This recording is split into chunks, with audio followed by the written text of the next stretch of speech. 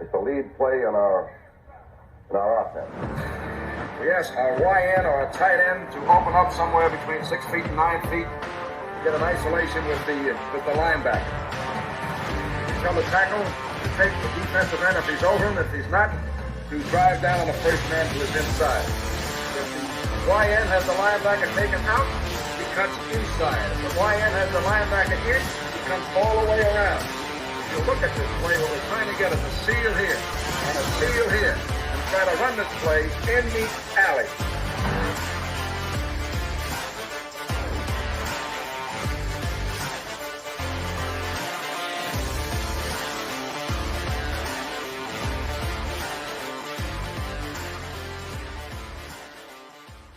What's up, guys? Welcome into Packers Total Access. My name is Clayton. You can check us out on packernet.com. You can find me on Twitter at Packers_access. I'm joined alongside Tim live in Green Bay.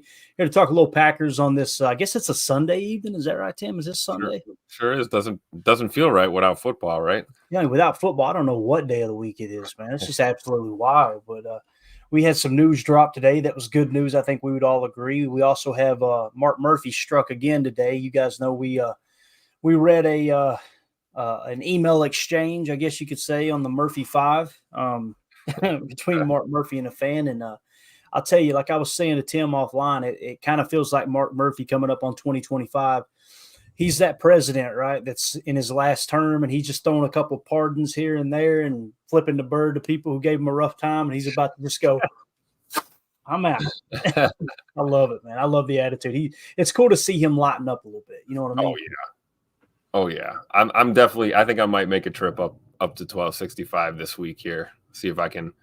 I've literally run into him every time I've been up there since I moved to Green Bay. So I'm gonna see if I can get lucky and catch him cutting through the pro shop. I think that's his little routine. He likes to cut through the pro shop to get to where he's going.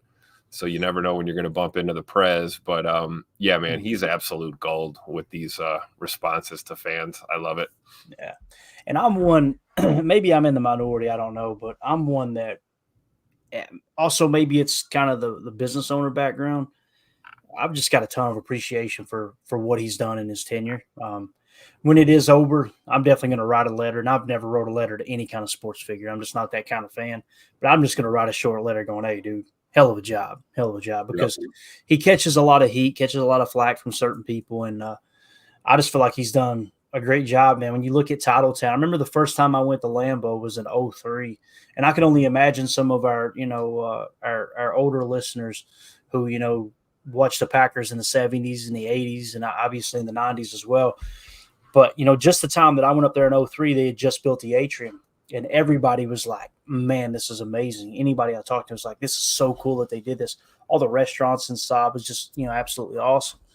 And now, we went, I don't know, several times in that range. And then we didn't go for a few years. And then we go back. Kept telling Mandy, I want to wait till Titletown's ready because I'd seen the plan for it. And, man, when we went up there, I think it was in 2021, we got to experience Titletown for the first time.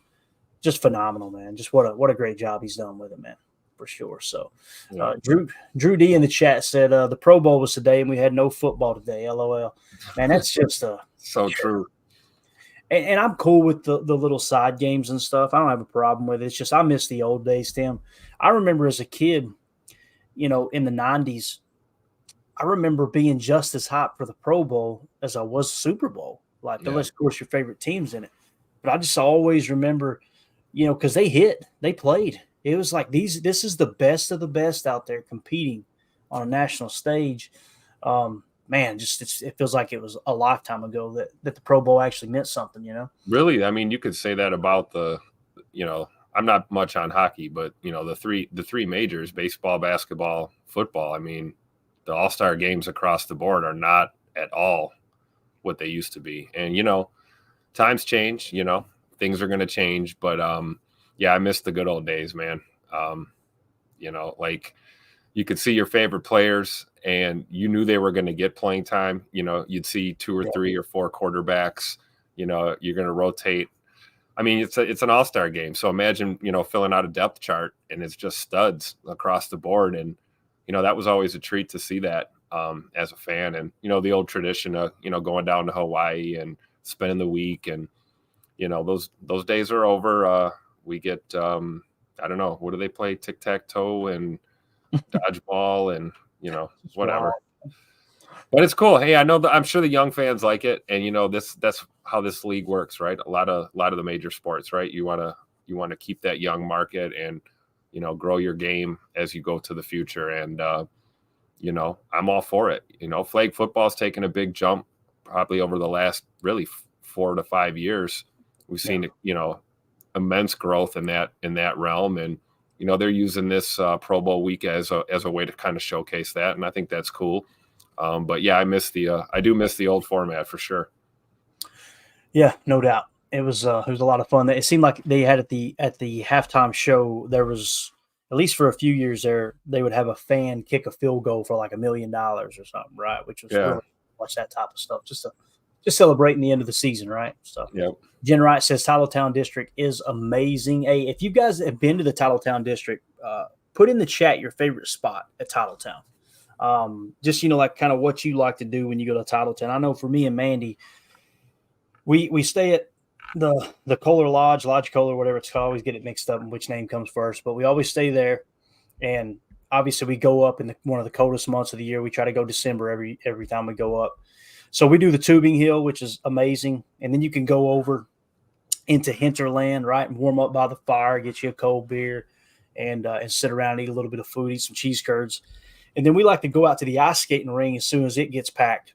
And our favorite thing, Tim, is get a cup of coffee and sit there in that bitter cold and just watch people fall for hours.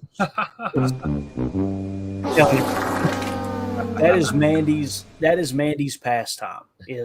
She loves watching people fall down. Loves it. If I see somebody fall down, my personality type is like, oh, let me look. I don't want them to see that I saw it. You know what I mean? Right. You look away real quick, like, huh? Yeah. Mandy will run up on them and be like, blah, laugh right in their face, bro. She's just heartless. But it's just how she is. So anyway, 2-0 for this says, I'm from Minneapolis, and every time I see US Bank Stadium, I make sure to tell it that it's not Lambeau.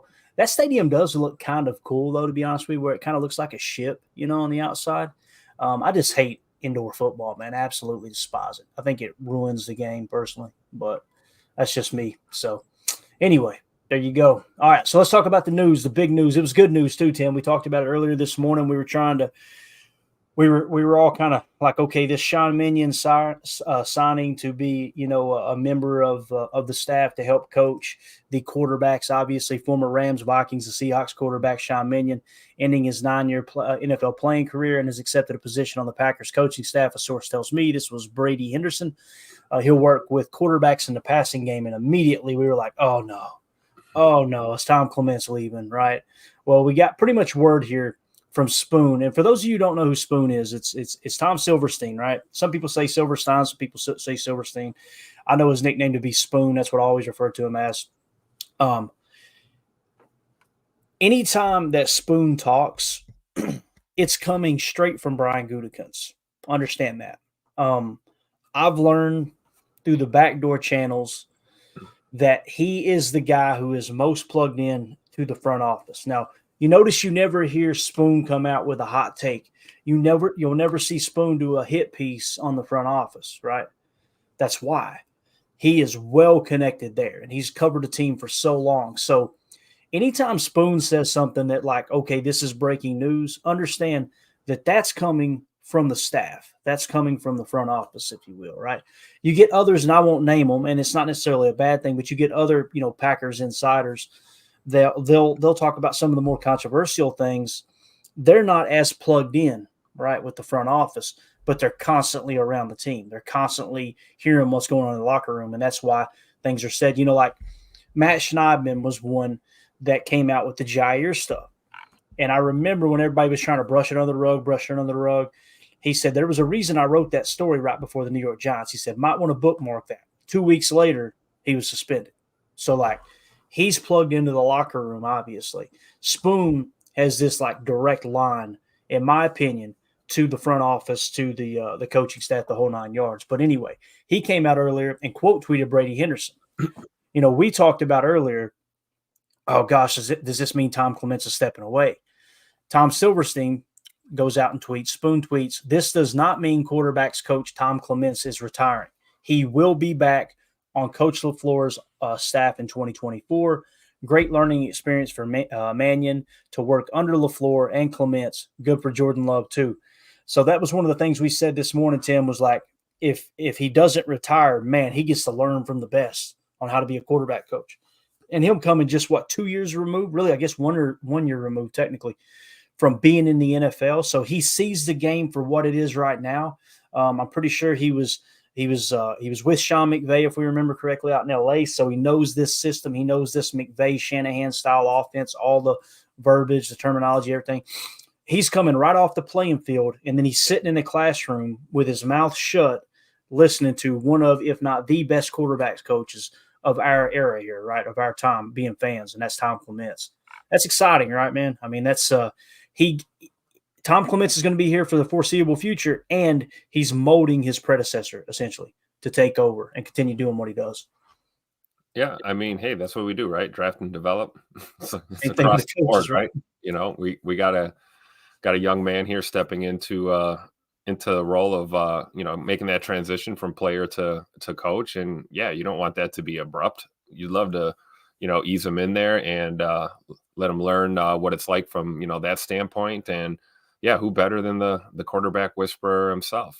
I mean, Tom Clements is he's a legend in Green Bay, and every season we get is a gift and a blessing. So you're right, for the foreseeable future, that is 2024. We've got another season with him leading that quarterback room, and I think we're going to see great things. And I feel good about the future there as well. I mean, that's one area we haven't really had to worry about too much over the last, 20, 25, 30 years or so. So, right.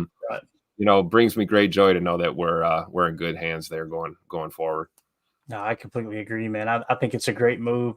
Just another example of them having, that vision looking forward and kind of taking care of stuff before it becomes an issue, right? Preventive maintenance, if you will.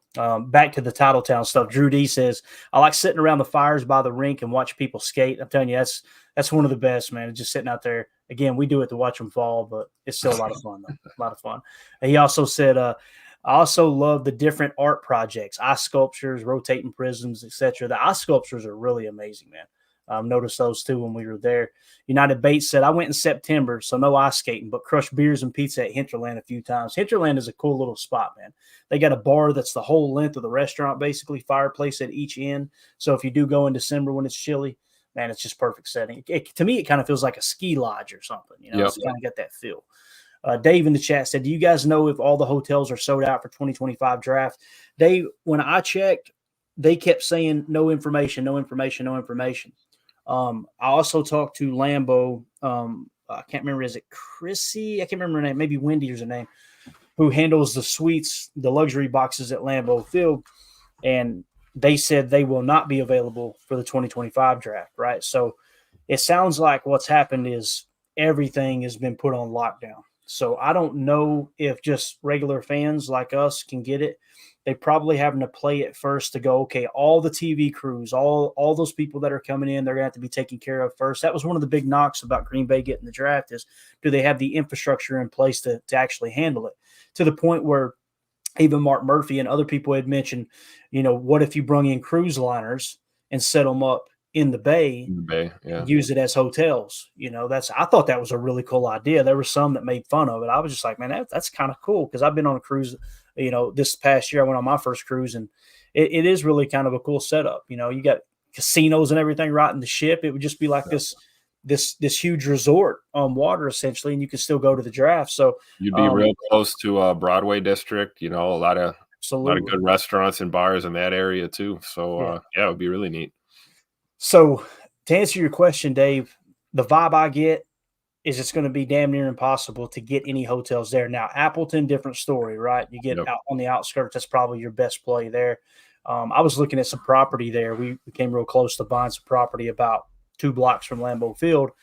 And we'd have enough time to put a small structure on it, build a couple of small, like tiny homes almost type thing. We were trying to plan ahead for that, but it ain't going to fall in place in time. But yeah, I don't think I don't think hotels are going to be an option for us, to be honest with you. Us being the normal folk, right? I know they're building a couple properties, so I'm sure there's some new they'll be done by construction. then. Yeah, Yeah. I'm assuming they're going to target date for the NFL draft in 25. But even that, how many rooms are you really talking? A few hundred here, a few hundred there, might make it a little better. Get your Airbnb bookings in as soon as you can, if that's not already sold out. And no, you can't stay on my couch. Sorry, guys. That's what Too Old for This said. Airbnb will get the Green Bay residents so much money. It's so true. That's what we were going to do with that property too, and we probably still will, to be honest with you. Just don't know if we'll get it in time to take advantage of the draft there. But nonetheless, that's definitely a popular thing. Eric Sutherland said, December 2007, I was overserved and damn near died of hypothermia at Lambeau. LOL, greatest day of my life. I love how he said I was overserved. He didn't say I overdrank, right? Sorry, it's somebody else's fault, not mine. You got to love it. Drew D in the chat said, at United Bates, you have to keep an eye out for the movies/concerts they do where you can listen and watch on the hill. That's one of my favorite things, Tim, scrolling Instagram in the spring and seeing some of those live shots, right, at the concerts. One of my favorites was Matt Ramage standing down there darn near front row, right, at a concert, just hammered. Like Ramage is in the middle of everything. Did you guys do any of that this past year, though, Tim? Did y'all? Yeah, we went to one of the concerts up at Titletown. That was cool. We went and saw Flo Rida. That was pretty dope and packed. And yeah, man, it's a vibe, as the kids say, right? It's a vibe at Titletown, and really it is. It's Mark Murphy talked about that. When this development was not even really breaking ground yet, and he said he wanted it to be a year round. There's always something to do there. It really, wintertime is great, with the hill and the skating and all of that. But man, spring, summer, fall, there's always something going on up there, and just a cool place to hang around. Yeah, that last time we went to, we stayed in the Lodge Kohler and had a room that was facing Lambeau. So you just open our window blinds, and we had that Christmas play that was broadcasting on the. Oh, you could just see it. Yeah. We watched it every night. We watched whatever they showed there, which was really cool. So they actually had some highlights playing at one point too. That was cool. But John Schmidt goes back to the Sean Minion signing there, as far as hiring him as an extra quarterback coach, I guess you could say, or assistant. He says this is the equivalent of having an old journeyman backup quarterback without the cap hits. Very good point. I'm sure he's probably talking about Tom Clements more than Sean Minion, but the same kind of idea applies. It goes nothing against the cap, and you've got someone who's just coming fresh off the field, and then like you're saying with Tom Clements having all that experience, it's absolutely huge. It's what a backup quarterback's number one role is to make the starting quarterback's job as easy as possible, right? Yeah, you got to be ready to go in if injury happens, but really the goal there is to help them identify things on the field. I told you guys about the old NFL Films clips of Tom Brady telling his backup quarterbacks, hey, keep an eye on Ed Reed for me. Keep an eye on this guy for me. Let me know what he's doing on this specific situation, because he's gathering that information and reacting in real time. Maybe he doesn't have as much time to process for future plays, and you got an extra set of eyes there. When you got someone like Tom Clements with all that experience, it's absolutely huge. And then you got Sean Minion coming right off the field. Kind of cool there. So, and who knows, you get in a pinch, maybe you just activate him, throw him out there like they used to do back in the olden days. Oh, man. Yeah, that custodian, he doesn't have a beer gut. Get him out here. Get him a helmet. Get him a leather helmet. Get him on the field. There you go. I still laugh every time I hear that story. You ever see the Andy Reid story from his time when he was here in Green Bay, and he actually took a play idea from a custodian at Lambeau? Yeah, he was. They joked about it. I believe it was NFL Films had something with an interview, and he said, "Oh yeah, we actually we ran the play, and it worked in the game." He said the guy was hooting and hollering at his wife about they used my play in the game. He said, "That's my play." I thought that was pretty funny. How often do you hear about that, right? Right. Coach taking a suggestion from the guy sweeping the floors. Yeah, I was going to try to find this article here. I don't know if we'll be able to find it right off the bat, but I can tell you kind of the story in a nutshell. So Arnie Herber, he was actually the janitor. This is true story. He was like a custodian for the Packers, and he had a football background, and they let him try out for the team. Guys, he ends up going on to be one of the. I mean, he was the quarterback throwing to Don Hudson. Just absolutely wild story. I remember reading about that. I think it was Cliff Crystal that did a piece on it some time ago. I tried to Google it just now, but I didn't see it pop up immediately. I don't want to waste y'all's time trying to search it, but if you guys get a chance, do some research on that. Type in Arnie Herber, custodian or janitor or something like that. Just a really, really cool story and how things kind of came together back in the day for sure. AFM in the chat said, hopefully Green Bay doesn't drink the NFL out of beer. I guarantee, hey, those Wisconsin people, man, I'm telling you right now, we love our whiskey down here in Tennessee. All right, we're all about our whiskey, our bourbon, and, all that good stuff. When you get to Wisconsin, though, man, those boys, they love to slam some beer and old-fashioned, right? That's the big thing. It's just we like our whiskey up here too, but yeah, definitely the boys will be pounding daddy sodas for sure at the draft.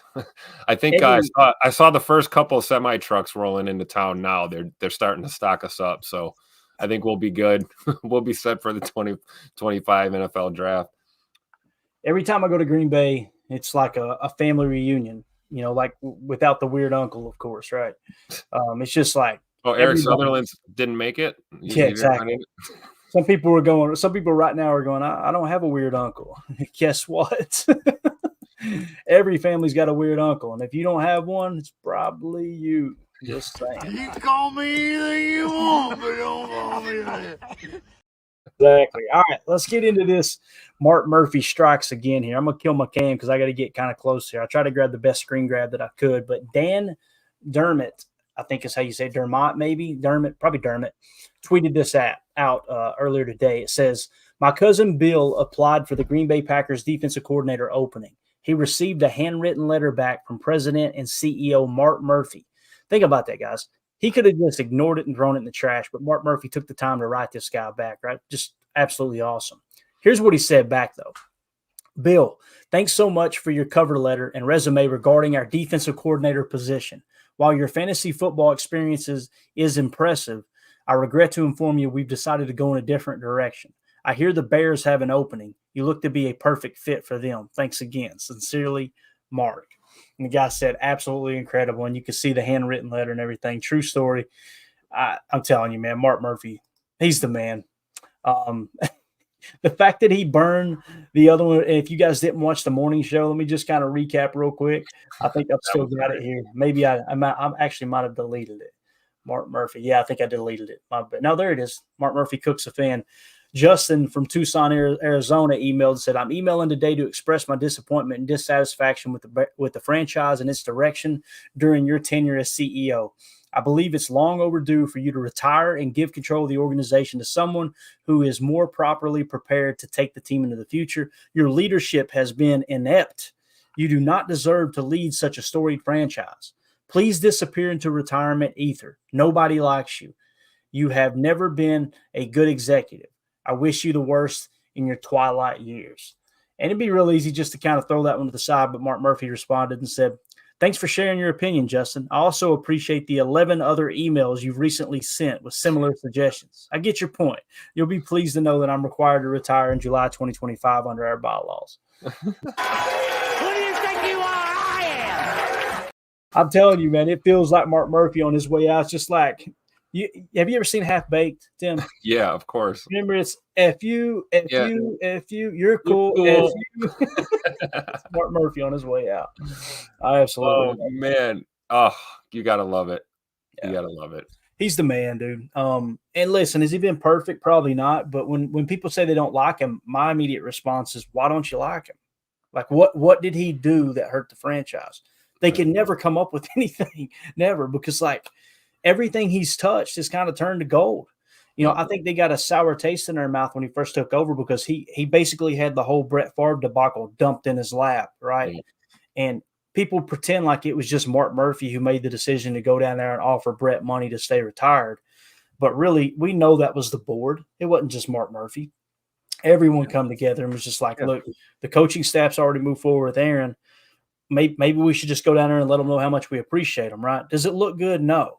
But Mark Murphy took the rap for that. He didn't come up and go, hey, the board said we should do it. He just took it in stride and kept chugging. And, oh, by the way, we just went on to win a Super Bowl, right? So, yeah. What do you think about Mark Murphy, though, man? I think he's done an excellent job, dude. I do too, man. I really do. It'll be bittersweet to see him go, but the rules are the rules, the bylaws are the bylaws, and I'm sure the board is gonna, figure out who the next president's going to be. We'll get the votes in, and I'm sure the franchise will continue to go in the proper direction. I really do. You got to think that somebody's probably waiting in the wings here, being molded to take over, and if not, they may be looking locally here, at some business leaders and some movers and shakers that would be candidates for that position as well, because being the president of the Green Bay Packers is it's more than just football. You got to be a football person, but there's a lot of other things, as we've learned from Mark Murphy's tenure, when it comes to marketing and development of the franchise and growth, in other areas. That's a big part of running this organization. So, I'm going to just enjoy it. We've got a lot of picks in this year's draft. We got the draft coming to town next year. Yeah. We'll be playing in a Super Bowl in New Orleans in 2024, hopefully, So I was getting ready to say, man, how cool would it be to send him out with a ring, right? That would be awesome, man. Absolutely awesome. Get him another championship, and send him off into the sunset, start the next era. I think that would be really, really cool. Go 2-0 in Super Bowls at the Superdome. That would be nice. Absolutely. 2-0 for this says Mark, quote, man of the people, Murphy. I agree with that. He also said some fans, quote, fans just don't understand how well they have it. I agree with that completely. Drew D says, I really don't think the average person understands how hard it is to find a president that knows football. I mean, this guy actually played in the NFL. I've met him personally many times, always nice. People don't know that he was, a safety for, at the time they were referred to as the Washington Redskins. And he, if I remember correctly, he led the league in interceptions that year. And I think they won a Super Bowl that year, if I remember correctly. I could be wrong there. I think it was the strike shortened year, but I do know that he led the league in interceptions one year. So he's a former player. People look at him, he's a big doofus. He's so stupid. I hear podcasters say that. I ain't gonna lie, man. Beat reporters talk about that, and I'm like, man, who have spent all of 11 seconds around Mark Murphy, probably. Right, and the other thing too is like buddy, we can see your house in the background. I'm not trying to be mean, but like, you're making fun of a man who has succeeded at every level of life. He made it to pro football, right? He succeeded in pro football. He goes on to be, the athletic director at Northwestern. I'm pretty sure he's got a law degree, if I remember correctly.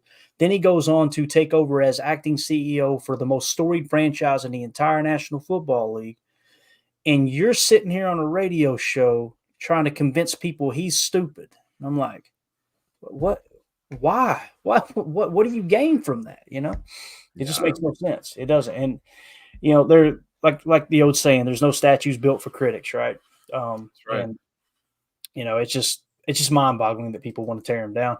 Drew D says, I think we probably already have the next president trained up. I think so too. There's been some names thrown around, and that's something that obviously we'll cover here on the pod too when the time comes. We'll kind of line up the candidates just like we are for coaching candidates. Go, okay, if it's not already announced, and we don't get surprised with the announcement before he has to step down.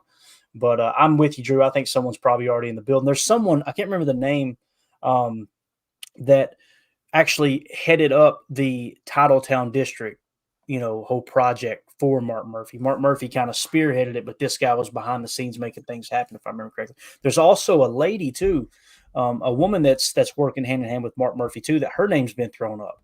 And I think that would be kind of cool, to be honest with you. Tear down a little barrier there and say, all right, the very first female CEO of the Packers, I think would be cool too.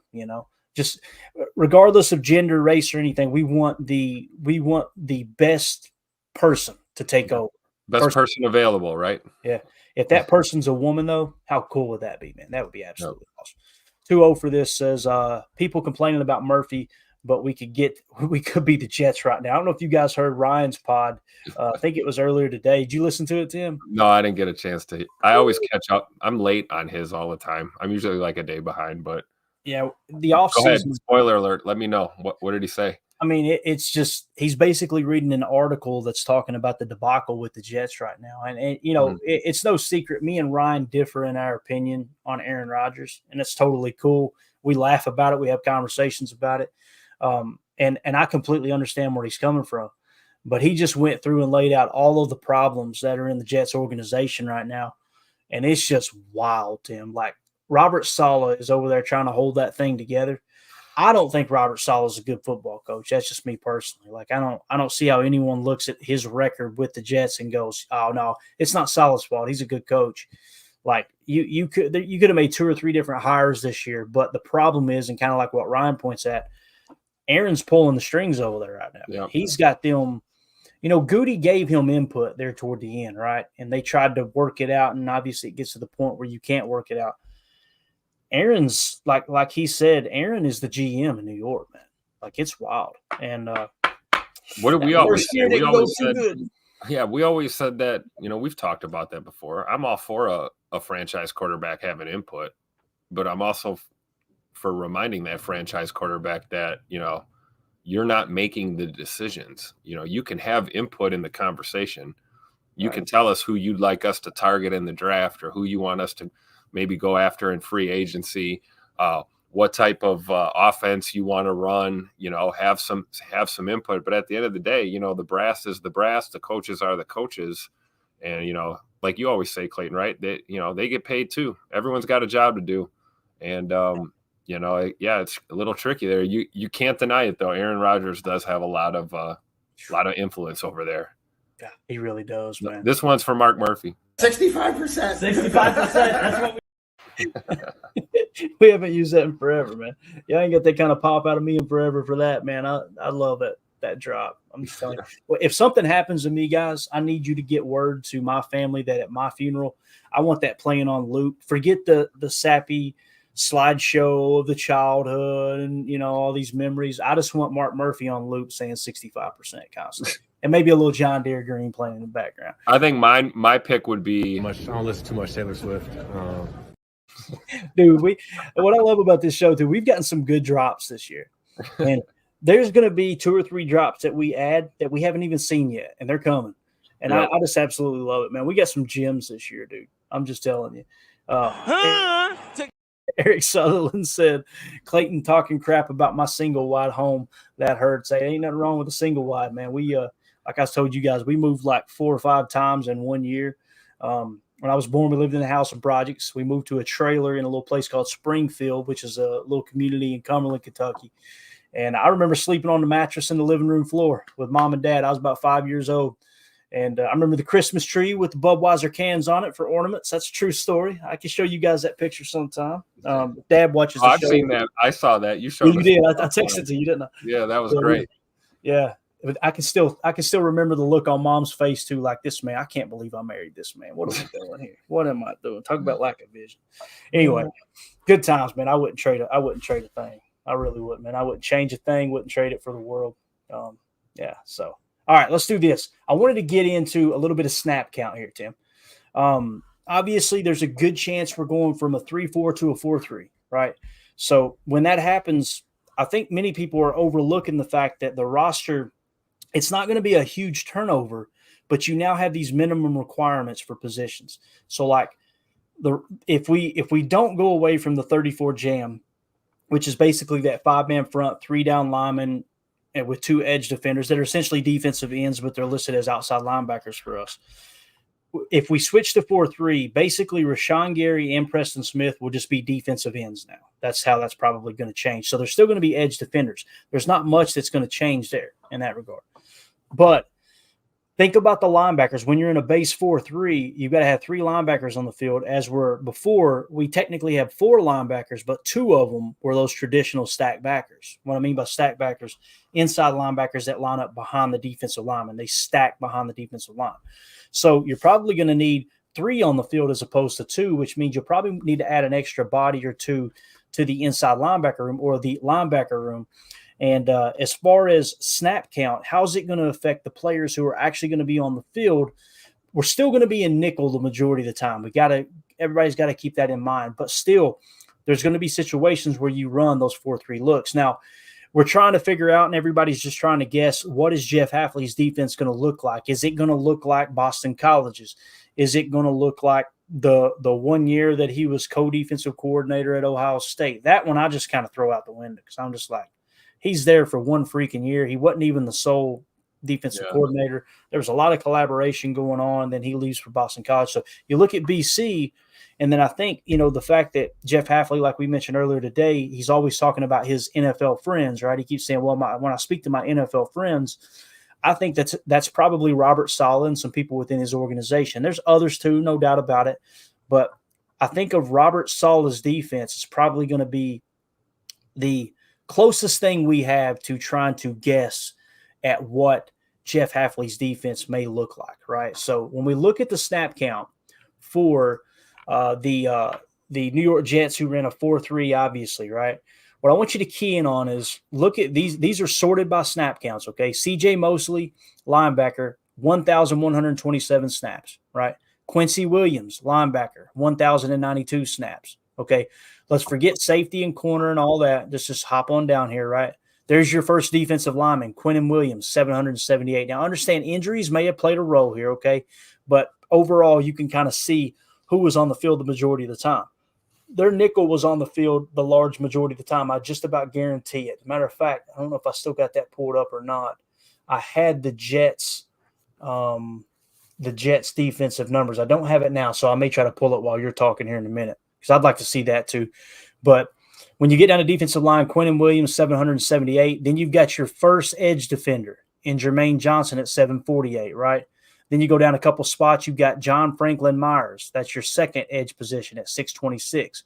Then you've got your second defensive lineman at Solomon Thomas, 483. Then you've got your next edge defender in Bryce Huff at 481. So they use a heavy rotation like us. Then another defensive lineman in Quentin Jefferson. So when you kind of look at the snap count, you can see they were in nickel the majority of the time. Their third corner had more snaps than their second edge. That shows you just how much they were in nickel, right? And much so the same with the interior defensive line. So just something to kind of take into consideration. Now, when you look at the Packers snap count, we pop over here, Quay Walker, linebacker, 973, Keyshawn Nixon, 937. That's your nickel back. That shows you how much nickel we ran this year, right? Jonathan Owens at safety, 927. Kenny Clark's your first defensive lineman coming in at 913.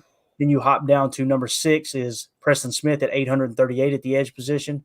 Then you hop down to Devondre Campbell at 690 at linebacker. Notice you got to go all the way down to Isaiah McDuffie before you get to the next backer, right? Yeah. So just something to kind of keep in mind of the snap count and how much of these snap counts is going to get eaten up. Not a whole lot's going to change. You're still going to be in that nickel.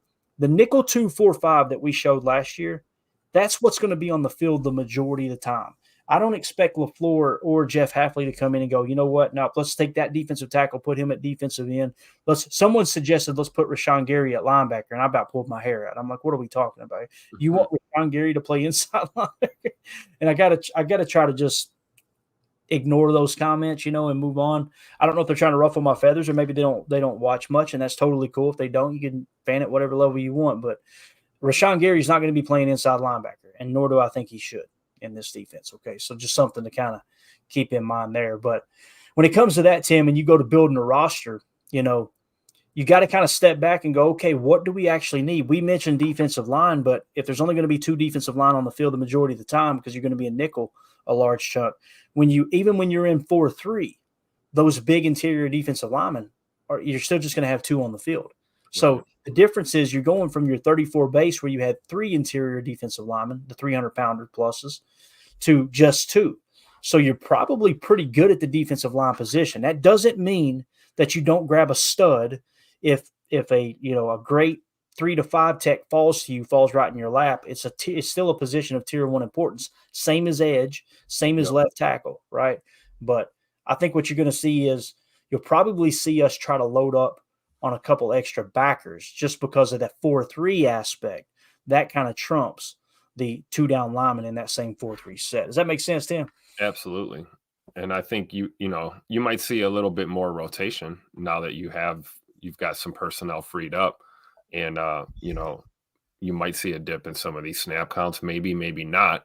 And of course we won't know until we really see the team progressing out of training camp, and, we'll have a good barometer of what's going on out there, and how these rotations look. Because, like, that's what I love about the preseason so much is, when you watch, if we just take the defensive side of the ball, I mean, they don't really tend to ease much in. They're trying to run everything that they worked on all summer right away and get those reps in. So we'll have a better ability to judge what this defense is going to look like. But I think you're right. I mean, regardless of, if we're in a 4-3 or 3-4, we're going to have personnel available on that defensive line. And I'm with you too. I think backer's probably more of a priority, but I would not be upset at all if we took another dog on that defensive line in the draft. Yeah, especially if the right one falls, right? So that's right. Here's the Jets look, okay?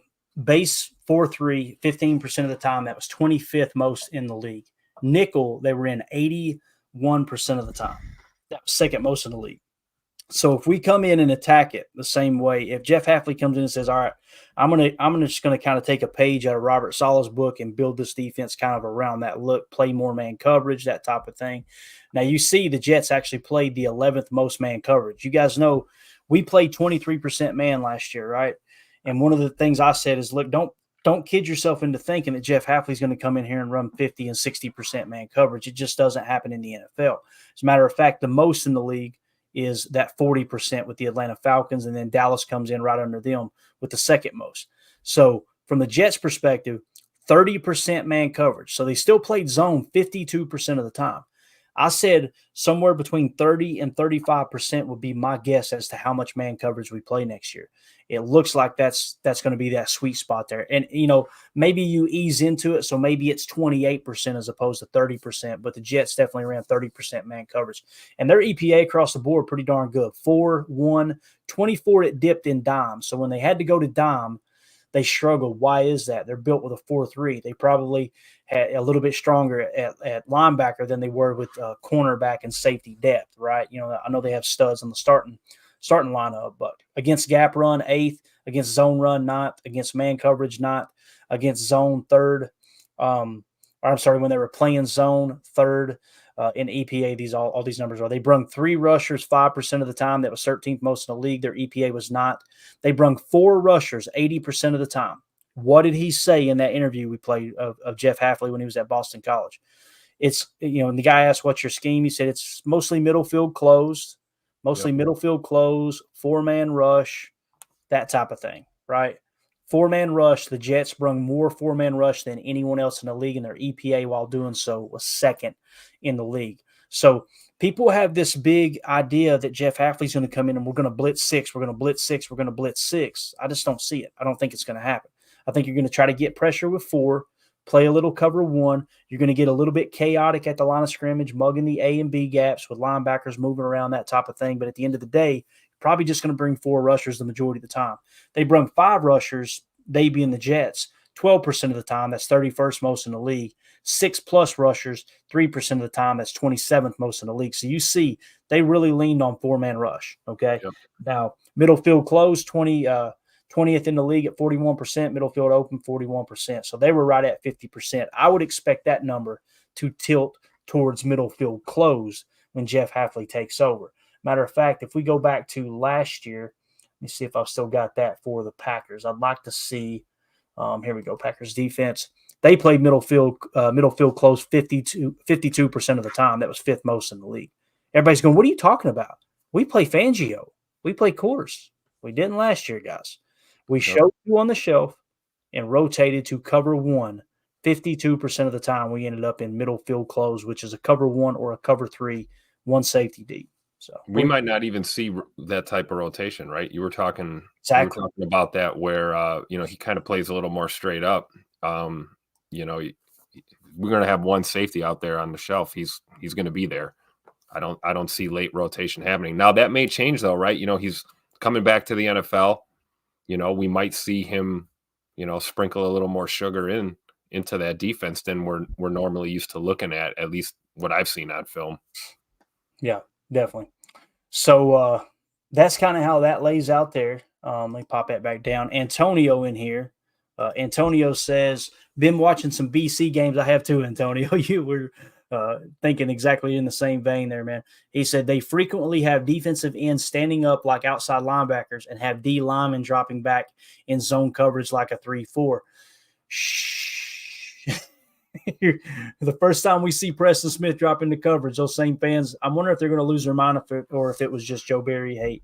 But I think it comes down to the current matchup too, Antonio. Like the game I watched really close was the FSU game. They had Jordan Travis, who is a very mobile quarterback. It's obvious what they tried to do was mug the line of scrimmage, and then they would drop a D tackle back to play that mid spy in case he tried to rush in through the middle rushing lanes. So I think you had a little bit of that effect with the FSU game, but also the interview we played with Jeff Hafley, he talked about that. You play defense in the NFL totally different from how you play it in college.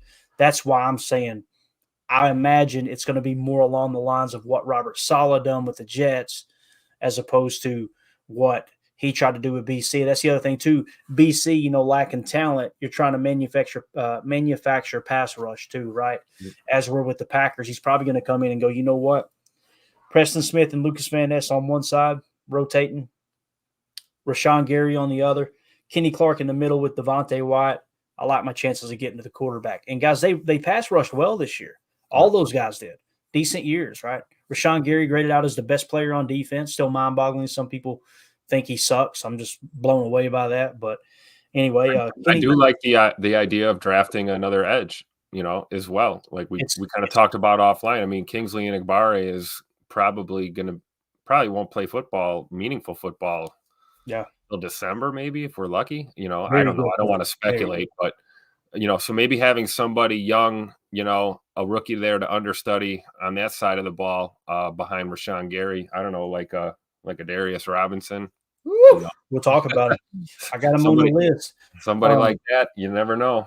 When you look at what Lucas Van Ness did in college too, part of me's going, Jeff Hafley might look at the tape and go, let's put him in a 3 tech. Let's see what he can do in there in a 3 to 4 tech. Let's put him in a 4-eye and just watch him dog walk that tackle or guard back, right? That I think that's a possibility. What all this information, guys, as we're talking about it, what it all comes down to, it all equates to the same answer, which is probably don't need another interior defensive lineman. Right. So as much as we think we need to improve that position, now you're only going to have 2 on the field the majority of the time, a large majority. I mean, pretty much, again, I'm trying to explain. I hope I'm hitting home here. 34 jam is the only reason you had 3 defensive linemen on the field like that, right? When I say defensive linemen, the big boys, the 300-pound pluses, yep. You're never going to be in that unless they come out in an extra heavy set and you go to some kind of 5-2 look or something like that, right? That's when you might get a little bit heavier, still put your 2 edges out there. It'll essentially be a 34 jam if they go to something like a 13 set and you really want to get heavy. But again, if you're going to steer in the direction of Robert Saleh, you're playing nickel 80% of the time. That tells me I would just about guarantee if someone did go to a 13 set, they would just go to a 4-3 base. They wouldn't worry about putting an extra big body in there in the middle. So, again, we may be completely off base here. We're all trying to speculate as to what's this defense going to look like. I think it'll be a hybrid between BC's defense this year and Robert Saleh's. So it's going to be fun to see how it unfolds. But you mentioned a big boy there, Darius Robinson, and I got a screen grab here. I want to read this off to you guys. This is really cool stuff. This is one of the guys that Jake Shavink mentioned. I know Jake was in the chat here earlier. I seen it roll through, I believe. So this is one of the guys he talked about. Brett Coleman, okay, tweeted this out. I don't know who Brett is, but I'm sure these numbers are accurate. But he said, for those that are curious, here are Darius Robinson's pass rush win rates from different alignments. Out of the 3 tech and the 4-eye, 13%. Out of the 5 tech and the 6, 18.8%. Wider than that, which is what we would consider a 7 or a wide 9, 19.1%. So to me, he's a 6'5", 290-pound 5 tech that can play edge in nickel, looks just for fun. All right. And then he skipped a couple lines and said, that's the J.J. Watt profile. Jim Nagy, he had quote tweeted Jim Nagy out of the Senior Bowl. And Jim Nagy said, buy stock in Missouri's Darius Robinson immediately. If I shared the player comp one of his American squad coaches gave me last night, it would change a lot of these first-round mocks you're seeing right now. And that's just after practice day one. So everyone's hinting at his comp is J.J. Watt. And, Tim, I can't tell you how happy I am the fact that he's not a white guy.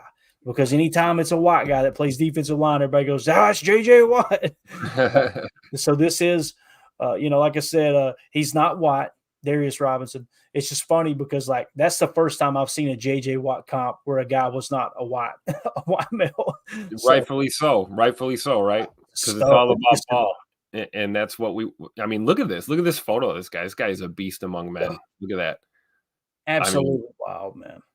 Hey, I can't wait to see the RAS score. Yeah. Love our RAS scores. And you know what? Let's take a quick glance here. I've got it pulled up. We're pretty much out of time. Well, no, we got 10 minutes. We're doing good tonight, Tim. Look at us, man. We don't have Jacob in here and Emilio in here talking about clapping cheeks, getting us off topic. We do good. Here we go. So this is Daniel Jeremiah's top 50, okay? And this was before the Senior Bowl, if I remember correctly. Let's see if Darius Robinson pops up on here, okay? I'm just going to scroll down. Number 1, Caleb Williams. Number 2, Marvin Harrison Jr. Number 3, Rome Odunze. Number 4, Drake May. Number 5, Jaden Daniels. Number 6, Terrion Arnold. Number 7, Malik Neighbors. Number 8, Brock Bowers. Number 9, Joe Alt. 10, Dallas Turner. 11, Fuaga. 12, Fashanu. 13, J.C. Latham. 14, Jared Verse. 15, Brian Thomas Jr. 16, Fontana. 17, Tyler Guyton. 18th, Amarius Mims. 19th, the man of the Senior Bowl there, Quinion Mitchell. Number 20, Edgerrin Cooper. Number 21, Latu, I think I'm saying that right. Latu, maybe. 22nd, Byron Murphy II. 23rd, Bo Nix. 24th, Enos Rakestraw Jr. 25th, Chop Robinson. 26th, Devontae Walker. 27, J.J. McCarthy. 28th, Jerzan Newton. 29th, everybody's favorite, Cooper DeJean. Number 30, Nate Wiggins. 31st, Jordan Morgan. I ain't seeing him here, are you? Oh, looky there. Number 32, right? That's him, right, Tim? Darius. Yeah, let's not. We don't want to tell anyone else, though. Right. Let's keep scrolling. There he is. He's there. He's sitting there at 32. All right. Let's read what Daniel Jeremiah had to say about him before the Senior Bowl. Okay. And this is before Jim Nagy actually came out and said, hey, look, this dude's a stud. He's about to climb up the draft boards. Robinson is a big, long, and versatile defensive lineman. He lined up all over the Tigers' defensive front. As a pass rusher, he wins on the edge primarily with a violent push-pull move. He will flash some other means to get home, including a club rip, which you guys hear me call it as a, I got a swat and swim and a swat and rip. That's called a club rip is what they're referring to as the swat and rip. Swat, dip, and rip is what I refer to it as. Maneuver or a pop, separate, close move. He doesn't have a dynamic first step, but his raw power showed up in every game I studied. As an inside rusher, he loves to use a swooping arm over move, which is kind of like a swim move, but he needs to improve his pad level. He plays too high at times and gets stuck. Against the run, he dominates. He sets a physical edge and can shed blockers to get in on tackles. His evaluation is similar to Eric Armstead's. I think he plays for the Niners, if I remember correctly, coming out of college. He can do a lot of things well, and teams will have different visions for how to best use his ability. So I like that.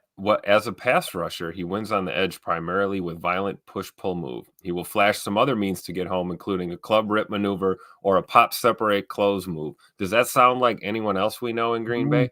Telling you, dude. It reminds me of somebody. Yeah. He's one of those players that he's climbing up. If this was Combine, I would not adjust him at all on my board. But we're talking Senior Bowl. This is him working out in front of pro scouts. This stuff matters. This stuff really – and when I say that, he's working out against the best of the best in college football. It's an all-star game for a reason, right? So you're seeing competition as opposed to, all right, strip down to your underwear and see how fast you can run. Like, it's a totally different ball game here. So the fact that he's got him at 32, I just want to do a quick cross-reference, and then we'll get out of here. And some people, I don't know, maybe you guys like the draft talk. I don't know if you do or not. I apologize if you don't, but just want to glance at it real quick here. Let's see where Robinson comes in on the consensus big board, okay? I had a mock draft set up. We're going to back out of that, actually. Let's hop back, and we'll just go to the big board. We were going to do a mock draft. Some people got mad, like, well, why are we doing it? We're out of time. Okay, I apologize. It is what it is. Let's go down here on the big board and see if we can find him real quick. We're looking for Robinson as we fight the ads here.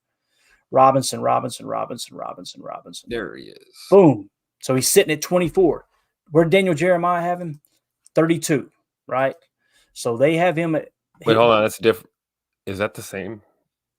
I thought that's a different one. You're right. Yeah, that's different. We need to find his. People going to get mixed up with this right here. Let's go on down. So he's lower. Look at this.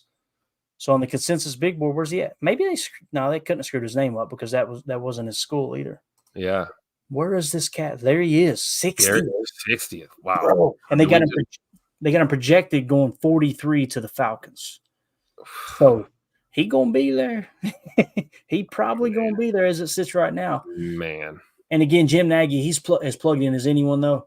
The fact that he come out and said it's going to screw up a lot of people's mock drafts, I think he's hinting that, now, guys, he ain't going to last that long. And this right here is mock draft central. This is what he's talking about, or sites like this. So probably going to go significantly higher. So the fact that DJ has him at 32, that makes a lot of sense, right? He's got him valued much higher than the consensus big board does. So let's do this real quick.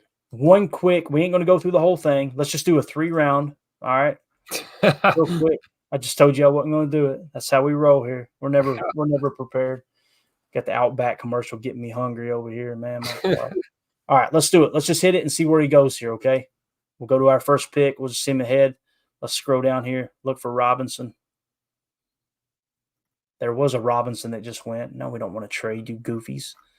Let's see here. It won't let me go up any higher. Let's see if he's there. I'm assuming, yeah, there he is. So he's sitting there, right, when we pick at 25, okay? So obviously we wouldn't take him here. We've also got pick 41. He was projected to go pick 43, wasn't he, if I remember correctly? So let's back up and let's make a pick here, Tim. Best on the board, wide receiver, edge, quarterback, interior offensive lineman. If this is me here, I'm probably going to go Graham Barton. That's just me personally. You agree with that? Yep, absolutely. All right, let's go Graham Barton there. Bang, we get our interior offensive line. He'll plug into right guard, possibly win the center spot. All right, let's see if our boy's still there. There he is, Darius Robinson, still there, okay, at 41. Now, we're not going to take him because we want to see where he ends up going, okay? So let's go back to the original big board here. Quarterback. Oh, we're going to argue over Kinchins and Newbin right now, aren't we? Let's go. Here's the thing. You guys know I like Newbin better than Kinchins, but Jake likes Kinchins over Newbin. Everyone else who's got 2 brain cells to rub together like Kinchins over Newbin.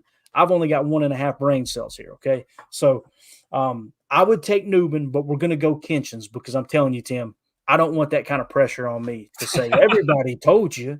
So we're going to go Kinchins. You good with that? Yes, sir.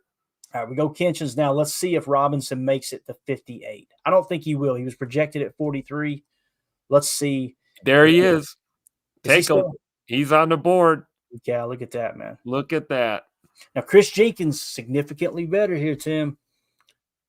Yeah. Let's see where he goes. Let's see if he makes it to 80. There's no way he's making it to 88, right? Probably not. No. Again, we would probably take Darius here just for this exercise, but I just want to see if he somehow makes it to 88. And this gives you a good idea of, okay, who can you actually take here? Newbin, you guys know we did this the other night. Jake Shavink was all over it too. It's probably either Newbin or Chris Jenkins here for me. Which one do you want, Tim? You make this pick. Oh, I'm going to go Newbin again. Take both safeties. Right. Double dip on the safety. I like it. All right, now let's see if Robinson somehow makes it. I think he's already gone. That would be a surprise. Yeah, it would be a huge surprise. Yeah, he is gone. Okay, so if you wanted to take a swing at Robinson, you're going to have to do it within those first 3 picks, 25, 41, 58. As he continues to climb up the board, Tim, I think it's going to get to the point where if we don't take him at 25, he's probably not going to be there at 41 with the way he's climbing on the boards, right? At least that's according to Daniel Jeremiah and according to other people at the Senior Bowl. including Jake. Jake mentioned him. He's on the short list of guys we hit here. So if we go with the 88th pick here, let's go ahead and make these final 2 picks here in the top 100. We already got 2 safeties. We got our interior offensive lineman. Best available is running back, safety, running back, cornerback, defensive line, Mason Smith, another cornerback there. For me, man, I kind of like Blake Corum here, dude. Yeah, I was going to say, let's go running back. All right, let's do it. Let's go Blake Corum. It's arguably the best back in the draft. They loved it. A+ grade there. Doesn't really mean anything, but hey, we did it anyway. Now we got safety, running back, cornerback. This kind of feels like a corner spot, don't it, man? Yeah. Either corner or defensive line there with Mason, which we haven't taken a defensive lineman yet, which we just talked about. We really don't need one, right? Right. So corner going to be playing a lot of nickel. I don't know. What are you thinking? I think I would go corner here personally. And, I don't have my board pulled up, or else I would say I would take this corner over that corner. So let's just go with the consensus big board. You good with that? Yeah. All right, let's go Josh Newton here. So there's how our draft ended up. Let me get a score. Yeah. Just a little three round mini mock there just to play around a little bit. Screenshot it so we got it. So we went interior offensive line, Graham Barton, Cameron Kinchins at safety, Tyler Nubin at safety, Blake Corum at running back. That kind of gives you the running back of the future there. If you don't sign A.J. Dillon back, then he's going to plug in as the number 2 back there along with Emmanuel Wilson behind Aaron Jones. And then you got cornerback out of TCU, Josh Newton. I don't know if he can play nickel or not. Regardless, I think it would be an upgrade over Val or Bow. I know a lot of people are big on Val. Listen, I'm a Kentucky fan. I want the dude to pan out. This whole idea that he had a good year is I don't know where we're getting it from. I mean, we can show highlights and gawk over the plays he made, but the fact of the matter is he graded out really, really bad on PFF. I want to say in the 50s, if I remember correctly. And then if you go cross-reference to SIS and go passer rating when targeted, which I think is probably the most important statistic when it comes to a cornerback in coverage, he graded out in somewhere in the 90s rank. Okay, so he's grading out like a 3rd corner. If you can go grab a young corner and plug them in as your number 2, or look up and get a slot and you keep Val out there, but you put him in the slot and free up Keyshawn Nixon to focus on just kick return, I think that could be a good move too. But I'm really looking boundary corner top player there opposite Jair. So I kind of like that. I'd be okay with that. But anything you need to add to that, Tim? No, I'm with you on that for sure. Cool. Good deal, man. That's a fun little mini mock there, right? I'm sure everybody in the chat disagreed with it, but it's usually how it goes. Like Jake, Junior Colson, eye emoji. Jake, we have. This is what I'm talking about, Jake. You've got the link always. When we're doing stuff like this, you should just have hopped in here, dude, and said, "Hey, wait, guys, I'm in here. Let's do this. Let's think about this." So we had one from Drew D in there too. What'd he say? Just clearing up that Jim Nagy we're referring to as the director of the Senior Bowl, not correct, not the former Bear. I thought that for the longest time. I'm like, dang, man, they put him in a prominent role. No, it's somebody totally different. So, yeah, and I'm probably pronouncing his name wrong. I don't know if it's Nagy or Nagy, but yeah, it's that's the director of the Senior Bowl. Yeah, I mean, either way. The Bears still suck. Exactly. Chewy in the chat said, I just really hope we get Nubin. He's my draft crush. He's my draft crush too, Chewy. But after talking to Jake, I'm kind of like, all right, man, Kinchins sounds like the guy, right? If Kinchins is somehow gone and Nubin's there, I'm totally cool with him taking him. But got a long way to go, too. These boards are going to shuffle around a bit. But sounds like I'm definitely – you and I are in the minority there when it comes to Nubin over Kinchins. So, all right, Tim, you got anything else you want to hit on, buddy? We're at the hour 3-minute mark. We're ready to roll. Oh, no, I'm good to go. Just make sure you click that like button, if you're enjoying the content. And let's go ahead and put that QR code. Let me see if I can scroll here so you guys can click up here, scan that with your smart device, take you right to the flagship Packernet podcast. You can get all the content over there. I'm excited about tomorrow. Good morning, Lambeau. More talk. We're in the off season, but there's a lot to talk about and a lot of changes happening. And it's an exciting time to be a fan right now. I mean, this is kind of the lull, going into off season mode, but before you know it, we're going to be playing ball again. Yeah. So. Yeah, and I think we've had some good conversations too, man. I think you're going to get a few more coaching hires take place. Some positions get filled here, right? We're going to get a defensive line coach. Who knows? We may let a few more go and free up some spots and bring in some fresh faces there.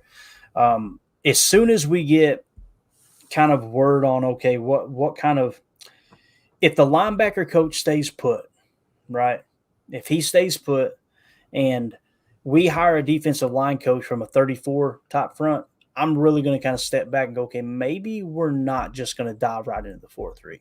But if they bring in a 4-3 specialist for defensive line coach, I think it's time to start diving into some of what the Jets did last year and go, hey, this might be what we look like as far as chalk talk goes. Okay. That's the other thing too. Like there's going to be plenty of stuff to talk about moving forward too, as we redo contracts. Obviously that's going to be coming right around the bend. We got to get the coaching staff filled out. Then it's going to be contract restructures probably around February 17th-ish, something like that. And then it's going to be stepping right into the combine, and then it'll be free agency, and then we'll have the draft. And then once the draft happens, Tim, we're going to be chalk talking it up with these rookies. We're going to pull the college tape. Here's their top plays. We did it with Luke Musgrave last year. You guys remember that? That was a lot of fun. So it's going to be great. Jake Shavink in the chat said, I would like to clarify, give him the floor here.